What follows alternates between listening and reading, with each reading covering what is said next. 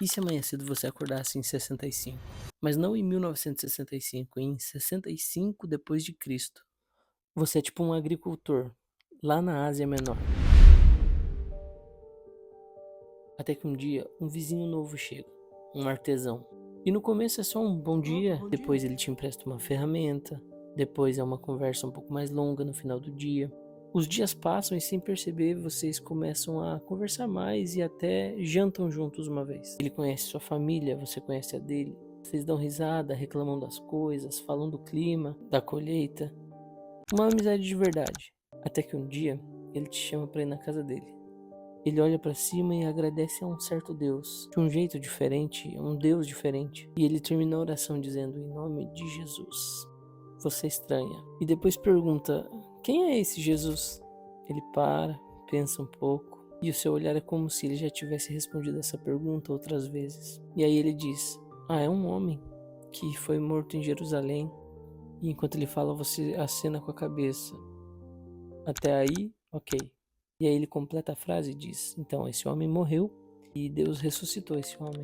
E aí você dá uma risada leve, não de deboche, mas de estranhamento. E você pensa dentro de você: tá bom, isso começou a ficar estranho.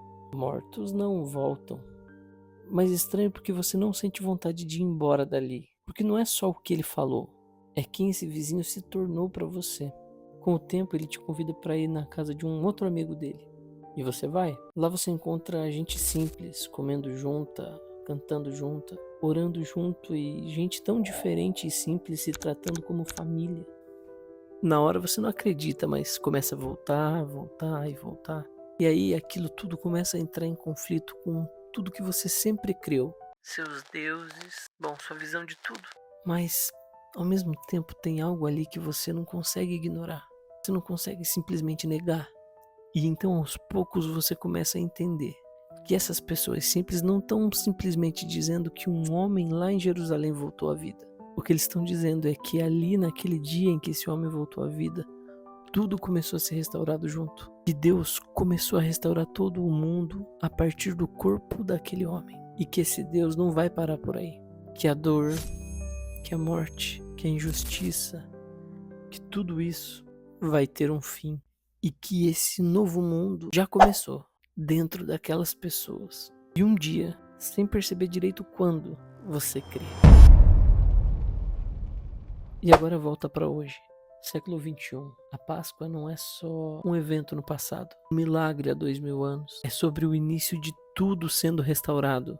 E começou com esse homem que saiu da morte e vai continuando em pessoas comuns, em relações comuns. A ressurreição não foi só o fim da morte daquele homem, foi o começo da restauração de tudo. Hoje a gente tenta provar a ressurreição com argumentos e com evidências e com a ciência. E todas essas coisas têm sim o seu lugar.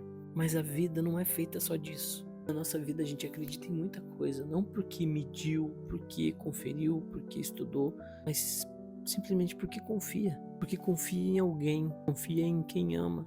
E lá no começo de tudo foi assim. Ninguém estava tentando provar nada. As pessoas começavam a crer porque conheciam alguém, alguém que mudou, alguém em quem podiam confiar. Nossa fé começou assim, com gente que viu, com gente que ouviu e nunca mais foi a mesma depois disso. Com gente que entendeu que não era só um homem que voltou à vida, era o próprio Deus a partir de si mesmo restaurando tudo. E então as testemunhas disso foram amando, se envolvendo, cuidando das pessoas e anunciando a partir desses relacionamentos um Jesus que está vivo. E é assim até hoje. A fé na ressurreição nasce quando tudo que parece que está morto começa a ganhar vida de novo. E de repente você encontra alguém que foi profundamente transformado porque antes alguém amou essa pessoa.